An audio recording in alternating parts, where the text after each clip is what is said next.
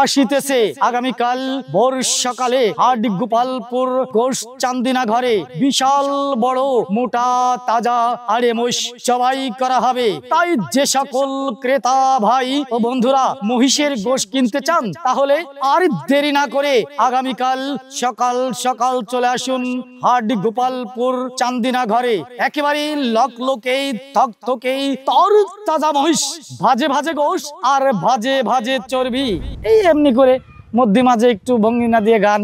বিল্লাল কসাই নাম করে একজন কসাই আছে, উনি প্রায় আমাকে ডাকে। তখন আমার কাছে বলে দেয় যে ভাই মোষ জবাই হয়েছে, এটা বিক্রি করতে হবে। এই পর্যন্ত বললেই হয়ে যায়। মেলা মেলা গ্রামীণ চীনের এক আকর্ষণীয় জমজমাট মেলা।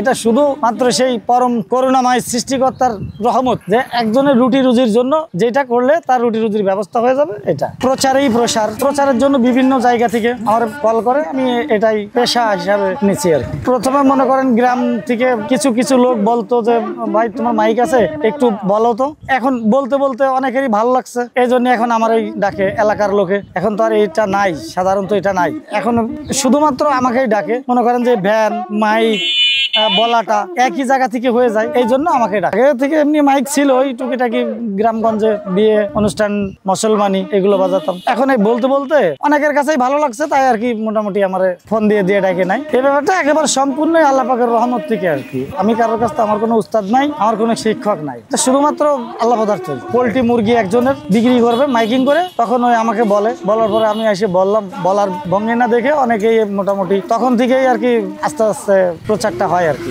যদি কেউ মারা যায় ওই মৃত্যু সংবাদটা বলার জন্য বা কোনো কিছু হারিয়ে গেলে এই জাতীয় আর কি, যে কোনো কিছু যদি প্রয়োজন মনে করে আমাকে ডাক দেয়, আমি চলে যাই সমাদরে। মনে করেন যে কোনো নতুন দোকান হবে, কোনো ডাক্তার ওয়াজ মাহফিল বা এই যে গ্রামীণ সিমের একটা অ্যাড দিচ্ছি অলরেডি, যে কোনো কোম্পানি থেকে আসে আমি বলে দিই আর কি। সিমালারা যারা নিয়ে আসে কোনো কোম্পানি হলে সারাদিন মনে করেন সকাল 8টা থেকে বিকাল 5টা পর্যন্ত, বা কোনো সময় শীতের সময় 4টা পর্যন্ত। এক কথায় আসরের আজান। যে আমাকে ডাকে তার সুবিধার্থের জন্য মনে করেন যে একটা জায়গায় যদি ওই রেকর্ডিং নিয়ে বাজাইতে হয় একটা ভ্যান ডাকতে হয়, পাশাপাশি আবার ওই মাইকালার কাছে যাইতে হয়, এবার রেকর্ডিং করতে হয়। আর আমার কাছে আসলে তো আর ওইগুলো লাগে না, শুধুমাত্র আমাকে বললেই আমি এক জায়গায় আসলেই সকল সমস্যার সমাধান হয়ে যায়।